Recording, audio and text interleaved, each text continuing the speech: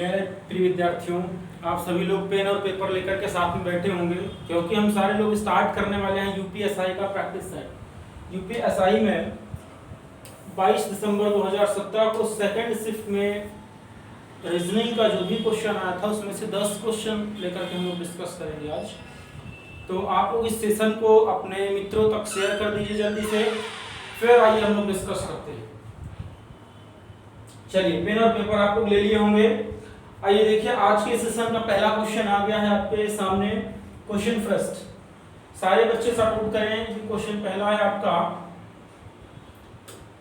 देखिए, क्वेश्चन आपका ये कह रहा है कि दीपा 5 किलोमीटर पूर्व दिशा की तरफ चली। देखिए, आपको बताया गया है कि अगर मैं डायरेक्शन की बात करूंगा तो ये आपका इस डायरेक्शन होगा, ये वेस्ट होगा, ये नॉर्थ होगा और ये साउथ होगा, मतलब पूर्व, पश्चिम, उत्तर और दक्षिण। तो यहाँ पर क्वेश्चन कहा है कि दीपा 5 किमी पूर्व दिशा की तरफ चली। तो ये आपका पूर्व दिशा है, इधर 5 किलोमीटर ये चलती है, ठीक है। फिर कह रहा है फिर दाएं मुड़ गई और 3 किमी चली।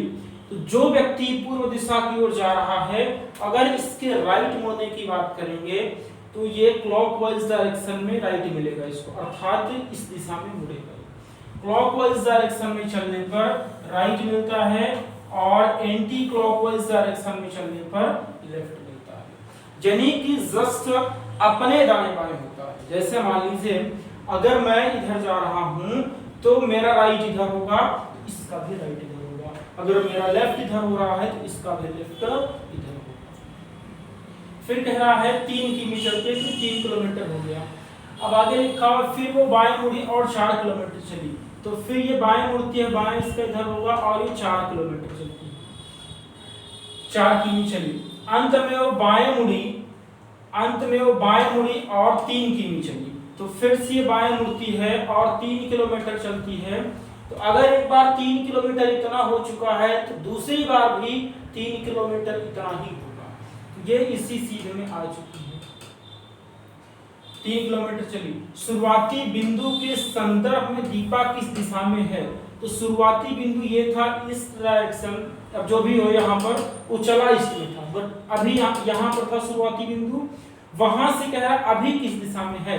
तो ये इस दिशा में है। ये कौन सी दिशा होगी? पूर्व दिशा होगी। कौन सी दिशा होगी? ईस्ट डायरेक्शन होगी। आइए अगले क्वेश्चन की तरफ चलते हैं।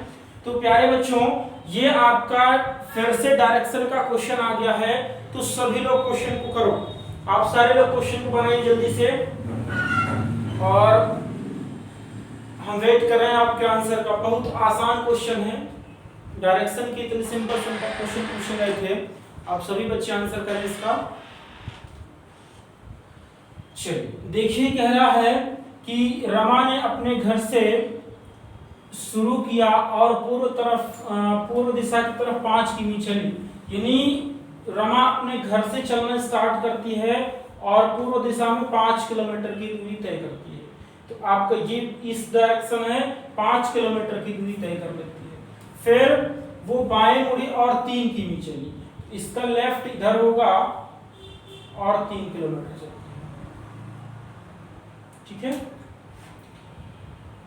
फिर 3 किमी चली, फिर वो लगातार 2 बार बाएं मुड़ी, एक बार इधर मुड़ी फिर इधर मुड़ी, लगातार 2 बार बाएं मुड़ी, और फिर अब वो किस दिशा में जा रही है? तो देखिए, ये नहीं दिया हुआ है कि वो लगातार 2 बार बाएं मुड़ी, बट कितना मुड़ी। यहाँ देखिए ये कामा लग गया। फिर वो लगातार 2 बार बाएं मुड़ी, तो मोड़ देता हूँ, लगातार 1 बार फिर 2 बार बाएं मुड़ी। कह रहा कि वो किस दिशा में जा रही है? इस दिशा में जा रही है, और ये दिशा कौन सी होगी? साउथ होगा, अर्थात दक्षिण दिशा होगी। कौन सी दिशा होगी? दक्षिण दिशा होगी। इसमें कहा मुड़ी गायब। तो चलिए, आपका नेक्स्ट क्वेश्चन नंबर 3 आ गया है। सारे बच्चे आंसर करें। Question 3, it is a very simple question. किसका? एनालॉजी का क्वेश्चन है, नंबर एनालॉजी।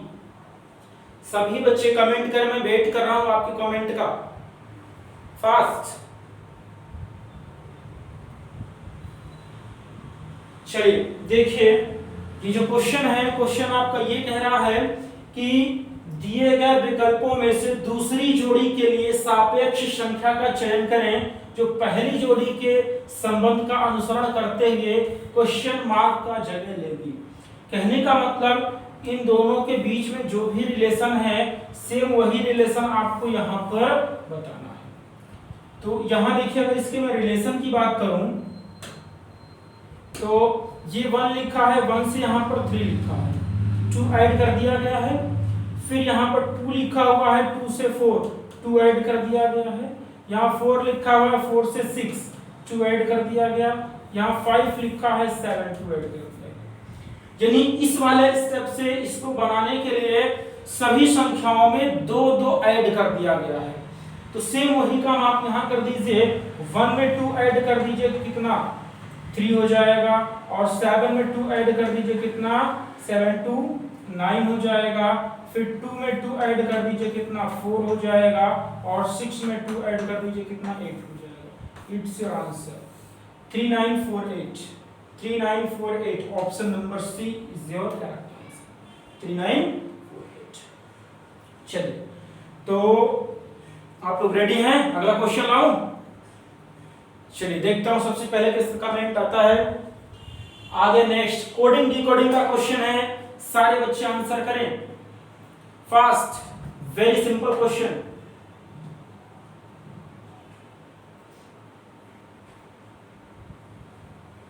सभी बच्चे आंसर करें, बनाएं जल्दी से क्वेश्चन को। ये सेट सिर्फ और सिर्फ आपके लिए लेकर के आया गया यूपीएसआई के बच्चों, ध्यान रखिएगा। तो आप लोग जितना ज्यादा से ज्यादा हो सके शेयर करिए और वीडियो को लाइक करते रहिए।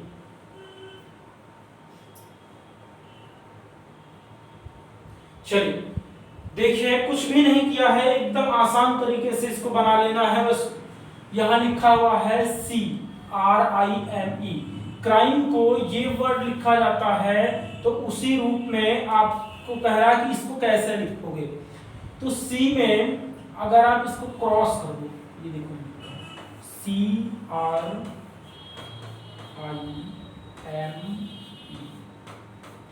यहाँ लिखा हुआ TEZ,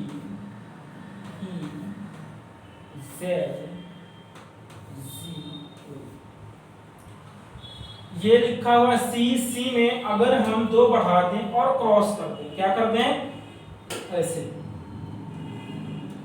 ये 3 2 5 हो गया। 18 में 2 बढ़ा दें कितना हो जाएगा 20 हो जाएगा। और आई में 1 बढ़ा दें कितना हो जाएगा जे हो जाएगा। फिर 13 में 2 बढ़ा दें कितना 15 हो जाएगा। और 5 में 2 बढ़ा दें कितना 7 हो जाएगा। इस तरीके से क्रॉस करके 2 क्रॉस कर दिया है और उसमें 2 ऐड किया है। बीच वाली संख्या को same as it is, sorry बीच वाली संख्या में 1 बढ़ा दिया है। तो आप वही काम यहाँ कर दो। ये लिखा हुआ है BEANS,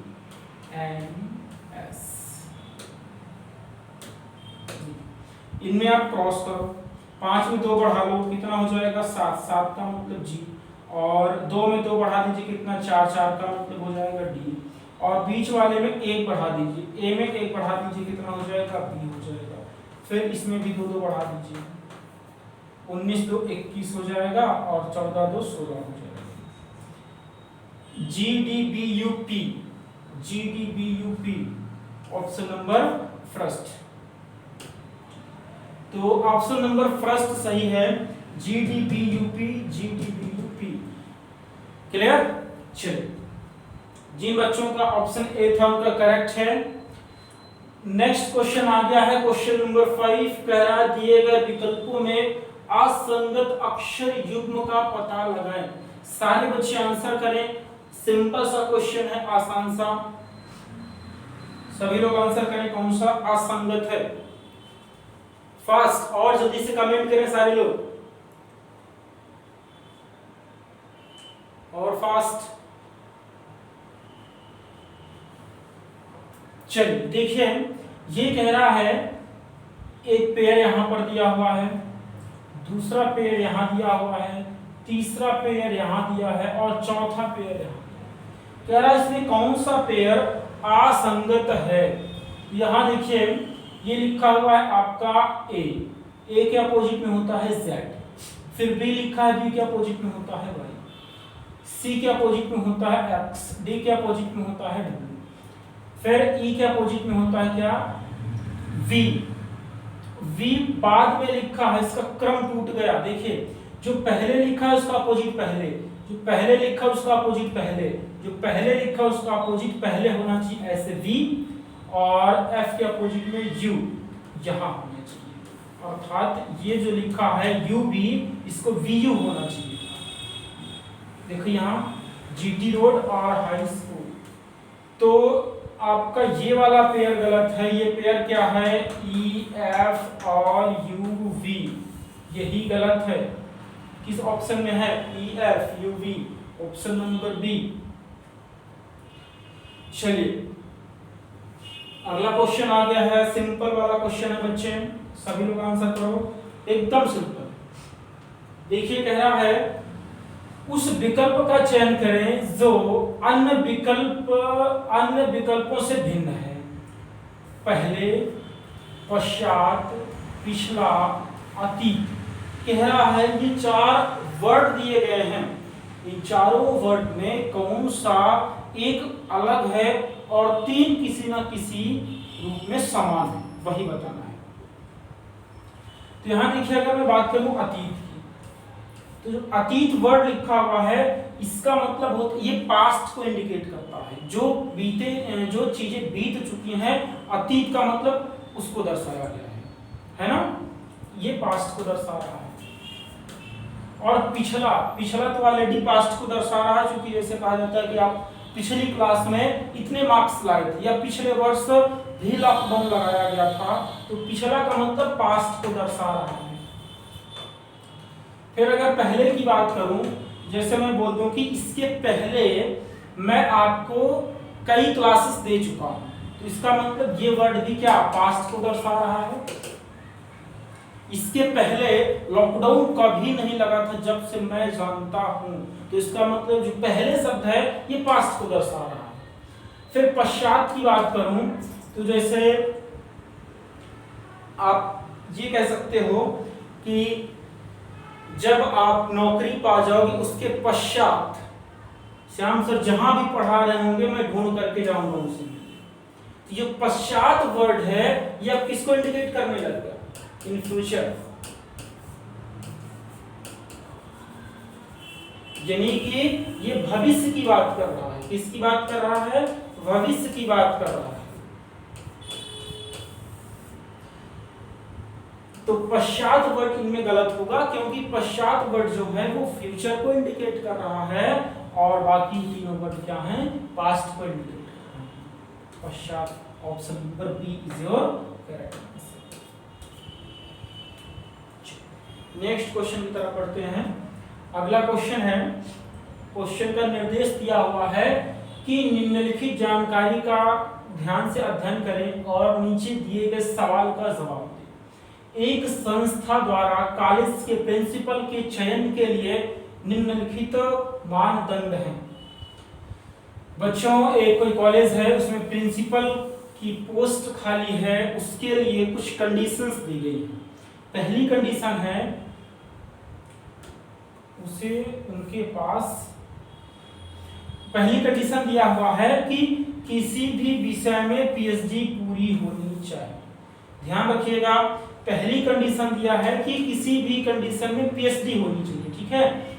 और दूसरी कह रहा है कि एक संस्था में प्रधानाचार्य के रूप में कम से कम 8 साल के काम का अनुभव होना चाहिए, यानी कि किसी न किसी एक संस्था में कम से कम 8 साल का प्रधानाचार्य के रूप में उसका अनुभव होना चाहिए। अब देखिए अगली कंडीशन क्या है, अगली कंडीशन ये है, तीसरी कंडीशन, 1 अक्टूबर 2016 को 45 साल से कम और 65 से अधिक नहीं होना चाहिए। मतलब 1 अक्टूबर 2016 को 45 साल से 65 साल के बीच में होना चाहिए। चौथी कंडीशन है कि कुल में 60% अंक के साथ स्नातकोत्तर और स्नातक की पढ़ाई पूरी की होनी चाहिए। यानी कि ग्रेजुएशन और पोस्ट ग्रेजुएशन, स्नातक और स्नातकोत्तर में 60% होना चाहिए दोनों। अब देखिए नीचे क्या लिखा है, हालांकि यदि एक उम्मीदवार सभी उपरोक्त मानदंडों को पूरा करता है सिवाय, अच्छा एक राहत भी दी गई है कि मान लीजिए कोई भी व्यक्ति है, एस्पिरेंट्स है, जो सारी कंडीशंस को पूरी कर रहा हो, लेकिन मान लीजिए बाय द वे एक आध कंडीशन ना पूरी कर पा रहा हो,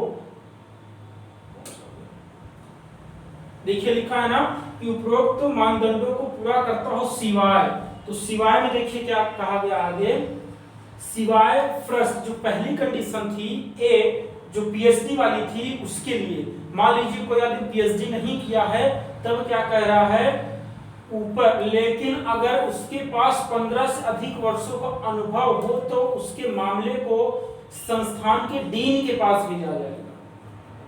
अगर कोई व्यक्ति 15 साल से अधिक का अनुभव लेकर के आ रहा है तो पीएचडी नहीं किया, इसका मतलब ये नहीं कि उसका सिलेक्शन नहीं होगा, उसका जो मामला है वो डीन के पास भेज दिया जाएगा। दूसरे में क्या था, दूसरे में ये था कि एक संस्था में प्रधानाचार्य के रूप में कम से कम 8 साल का अनुभव होना चाहिए। तो मान लीजिए अगर उस व्यक्ति के पास 8 साल का अनुभव नहीं है, तब क्या है, कह रहा कि सेकेंड, लेकिन अगर उसके पास प्रशासन विभाग की जानकारी हो तो उसके मामले को संस्था के अध्यक्ष के पास भेजा जाना चाहिए। अगर वो 8 साल का अनुभव नहीं लिया है, बाकी सारे कंडीशंस फिलअप कर रहा है, तो उसका जो मामला है वो कहां जाएगा, अध्यक्ष के पास। अब आइए क्वेश्चन करते हैं हम लोग। ये क्वेश्चन है, कह रहा है कि उनके मामले में क्या निर्णय लेना है, उनकी मतलब संदीप के, कह रहा संदीप सिंह ने क्रमशः कुल में 70 तथा 65% अंकों के साथ स्नातकोत्तर और स्नातक की डिग्री पूरी कर लिया है। ये कह रहा था कि कुल इट मींस ग्रेजुएशन और पोस्ट ग्रेजुएशन में उसके पास 60% होने चाहिए, और ये व्यक्ति उन दोनों में 65 और 70% अंक प्राप्त किया है। इसका मतलब पहली कंडीशन, इसकी एक कंडीशन सही है, लास्ट वाली। फिर कह रहा है कि प्रधानाचार्य के रूप में 16 साल तक का अनुभव है, उनके यहाँ केवल कितने तक की जरूरत थी, 8 वर्ष तक की। इसके पास ऑलरेडी कितना, 16 साल का अनुभव है। उसके पास पीएचडी की डिग्री नहीं है, इनके पास पीएचडी की डिग्री नहीं है, और वो 59 वर्ष के हैं। इन्होंने सारी कंडीशन फिलअप कर दिया है, एज भी इनकी सही है, और स्नातक भी इन्होंने किया हुआ है, जितने परसेंट का था उससे बढ़िया से, लेकिन इनके पास पीएचडी की डिग्री नहीं है, और अनुभव कितना है, 16 साल का।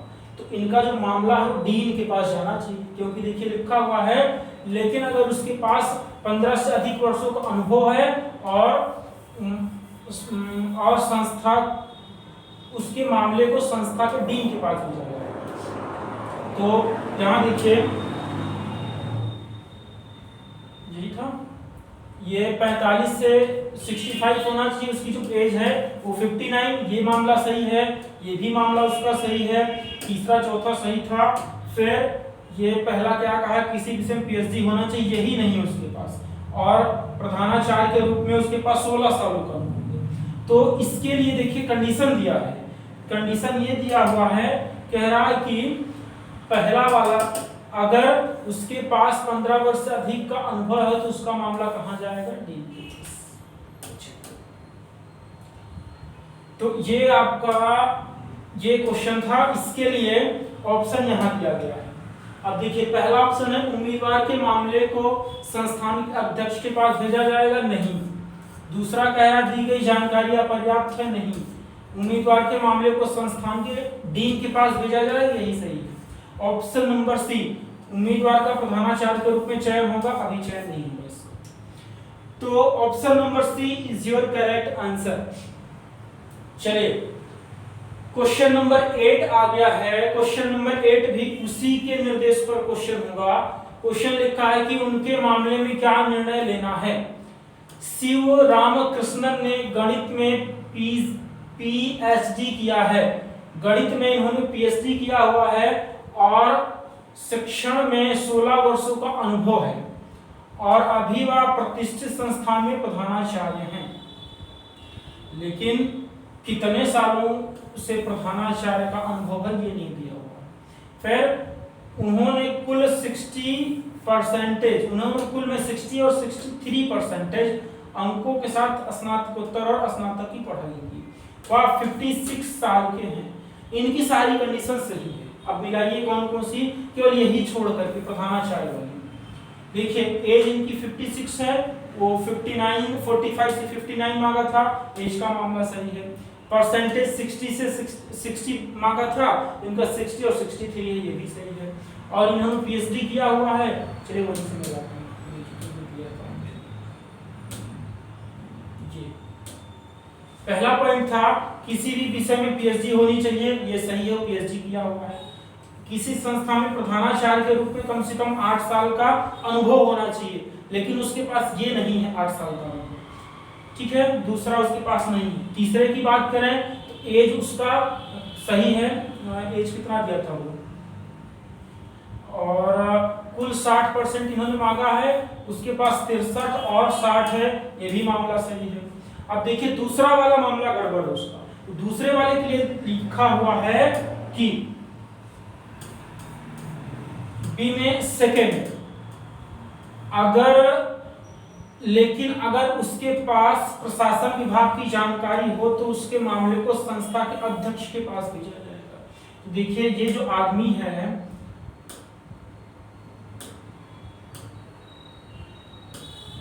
जी इसमें ये लिखा हुआ है कि उसके मामले में क्या निर्णय, शिव कृष्ण ने गणित में पीजी पीएचडी है और शिक्षण में 16 वर्षों का अनुभव है और अभी वह प्रतिष्ठित संस्थान में काम कर रहा है। तो इसके पास 16 वर्षों का अनुभव है ना। फिर कह रहा कि कुल में ये इतना किया हुआ है और इसकी एज 56। इसका जो मामला है वो अध्यक्ष के पास भेजा जाएगा। कहाँ भेजा जाएगा? अध्यक्ष के पास। उम्मीदवार के मामले को संस्थान के अध्यक्ष के पास भेजा जाएगा, यही सही होगा। फिर कह रहा उम्मीदवार का प्रधानाचार्य के रूप में चयन होगा, नहीं होगा। उम्मीदवार के मामले को संस्थान के डीन के पास नहीं, अगर पीएचडी वाला मामला होता तब डीन के पास भेजा जाता। दी गई जानकारियां पर्याप्त थी, केवल पहला से। क्वेश्चन नंबर 9 भी उसी से रिलेटेड है। कह रहा है उनके मामले में क्या निर्णय लेना है। नसीमन ने पीएचडी कर ली है, ठीक है, पहला पॉइंट कंप्लीट है। वह 46 साल का है, तो 45 साल से उन्होंने मांगा हुआ 46 साल का, ये भी मामला इसका सही है। उसे प्रधानाचार्य के रूप में 10 वर्षों का अनुभव है, ये भी सही है। और बस इतना। देखिए इसमें दिया क्या गया है, पीएचडी किया हुआ है और एज दिया हुआ है और अनुभव दिया है। इसमें जो ग्रेजुएशन का परसेंटेज था वो नहीं दिया गया है। उसमें ये लिखा हुआ कि कुल में 60% होने चाहिए पीजी एंड ग्रेजुएशन, यानी कि स्नातक और स्नातकोत्तर, ग्रेजुएशन और पोस्ट ग्रेजुएशन में 60% होना चाहिए। इसमें वो जानकारी ही नहीं दी गई है कहीं पर। ऐसे क्वेश्चन के लिए हम देते हैं कि डाटा अपर्याप्त है। उम्मीदवार का प्रधानाचार्य के रूप में चयन होगा, नहीं। उम्मीदवार के मामले को संस्थान के अध्यक्ष के पास, नहीं। उम्मीदवार के मामले को संस्थान के डीन के पास, नहीं।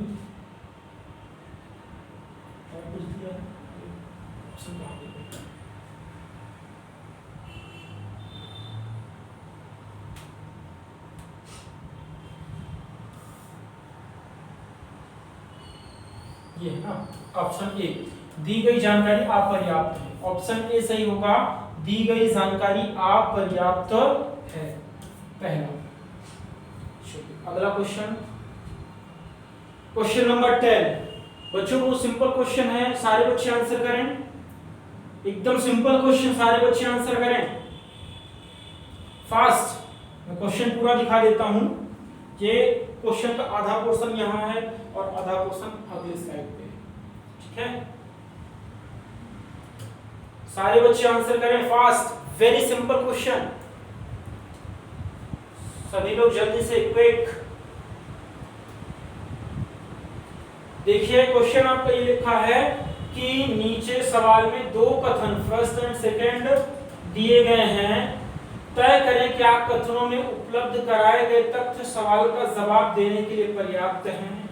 दोनों कथनों को पढ़ें और दिए गए विकल्पों का जवाब दें। तो बच्चों कहने का मतलब यह है कि यहाँ ये पहला और ये दूसरा और एक सवाल दिया गया है, कह रहा कि फॉरगेट शब्द को संकेत लिपि में कैसे कूटबद्ध किया जाएगा। इसके कहने का मतलब यह है कि फॉरगेट शब्द के लिए कोडिंग कैसे करेंगे हम लोग, तो वो कोडिंग हम लोग जानेंगे कैसे, ये इससे और इससे क्या इसको अगर हम लोग बना ले जाते हैं कि इससे ये कैसे आया है, तो फिर फॉरगेट का भी वैसे ही बना देंगे। अगर ये नहीं बना पाते हैं तो फिर इसको चेक करेंगे, अगर इससे बना लेते हैं तो फिर इसको ऐसे बना लेंगे। तो अगर हम पहला नहीं बना पाते हैं तो दूसरा चेक करेंगे, दूसरा नहीं बना पाते हैं तो पहला चेक करेंगे। अगर दोनों बना लेते हैं, अलग अलग दोनों सफिशिएंट हैं, तो फिर दोनों से बना लेते हैं, दोनों से बना लेंगे। अगर दोनों मिलकर के क्वेश्चन का आंसर देने के लिए पर्याप्त होंगे तब भी उसके ऑप्शन है। देखिए ऑप्शन कैसे होते हैं इसके। ऑप्शन ये लिखा है कि कथन फर्स्ट में उपलब्ध तथ्य सवाल का जवाब देने के लिए पर्याप्त है। फिर कथन फर्स्ट और सेकंड में उपलब्ध तथ्य मिलाकर सवाल का जवाब देने के लिए पर्याप्त है। केवल कथन फर्स्ट या कथन सेकंड में उपलब्ध तथ्य सवाल का जवाब देने के लिए सफिशिएंट है। कथन सेकंड में उपलब्ध तथ्य अकेले ही सवाल का जवाब देने के लिए सफिशिएंट है। अब आइए देखते हैं। देखिए ये लिखा सर्कल CIRCLE, ठीक। यहाँ पर कोडिंग जो की गई है वो कोडिंग है BHQ BKD। यहाँ देखिए C में एक बढ़ा दिया, माइनस कर दिया हो गया B, और I में एक माइनस कर दिया हो गया H, फिर R में एक माइनस कर दिया हो गया Q, C में एक माइनस कर दिया हो गया B, L में एक माइनस कर दिया हो गया K, और इसमें माइनस कर दिया। यानी कि हम केवल कथन फर्स्ट से ही ये बता सकते हैं कि इसकी कोडिंग क्या होगी। कथन फर्स्ट में सब में माइनस किया हुआ है, माइनस करके इस क्वेश्चन का आंसर इसकी ये डी कोडिंग बना दे रहा है। तो वैसे ही आप फॉरगेट FORGET, इसमें एक एक आप माइनस करो। इसमें माइनस कर लोगे तो हो जाएगा ये E, फिर माइनस कर लोगे तो हो जाएगा N, फिर माइनस कर लोगे हो जाएगा आपका Q, फिर माइनस कर लोगे हो जाएगा आपका F, फिर माइनस कर लोगे B, फिर माइनस कर लोगे S। ये स्टेटमेंट फर्स्ट के अकॉर्डिंग हम इस सवाल का आंसर दे सकते हैं। अब देखिए स्टेटमेंट सेकंड से भी क्या आंसर दिया जा सकता है। तो लिखा है ब्यूटी, ठीक है, यहाँ लिखा BEAUTY। यहाँ इसकी जो कोडिंग है लिखा है YTU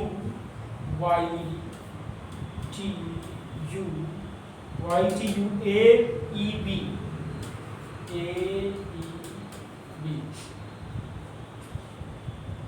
अब देखिए इसमें क्या किया गया है, सबसे इसमें जो बड़ा लेटर है Y यहाँ कर दिया गया है, फिर T यहाँ किया गया, फिर U नहीं, ये अल्फाबेटिकल क्रम में नहीं लगाया गया है। फिर अगर यहाँ पर देखें तो AEB जो इसके स्वर हैं उनको साइड कर दिया है, और जो उनके वॉवेल्स हैं Y, T और YT यानी जो लास्ट वाले दोनों लेटर्स थे YT, उनको यहाँ पर लिख दिया है, और सबसे लास्ट में B कर सबसे लास्ट में B को किया हुआ है, बाकी बीच में इनके क्या है स्वर UAE, बाकी लास्ट में क्या है B, है ना। तो जैसे ये किया हुआ है कि सबसे पहले वाला सबसे लास्ट में कर दिया है और स्टार्टिंग के दोनों यहाँ करके बाकी ये इनको क्या कर दिया, जो उनके वावेल्स थे उनको बीच में। तो फॉरगेट के वर्ड को हम ऐसे भी बना सकते हैं एक तरीके से कोडिंग करके।